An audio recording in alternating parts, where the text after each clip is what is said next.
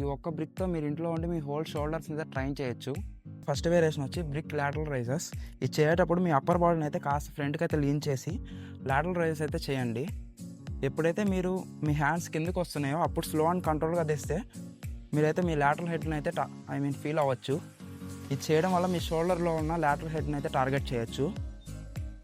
మీరైతే 4x15 or 20 reps చేయండి. మీకు సెకండ్ వేరియేషన్ వచ్చేసి బ్రిక్ ఫ్రంట్ రైజెస్. ఎప్పుడైతే మీరు ఫ్రంట్ రైజ్ చేస్తున్నారో, ఇప్పుడు సపోజ్ మీరు రైట్ హ్యాండ్తో చేస్తున్నారు అనుకోండి, మీరు ఇట్లా స్ట్రైట్గా చేయకండి, కొద్దిగా లెఫ్ట్ సైడ్కి అయితే రైజ్ చేయండి. అప్పుడు మీరు మీ షోల్డర్స్లో ఉన్న ఫ్రంట్ హెడ్ని అయితే టార్గెట్ చేయొచ్చు. ఇది కూడా అంతే, 4x15 to 20 రెప్స్ మధ్యలో అయితే చేయండి. థర్డ్ వేరియేషన్ వచ్చేసి బ్రిక్స్ రేడియల్ ఫ్లై.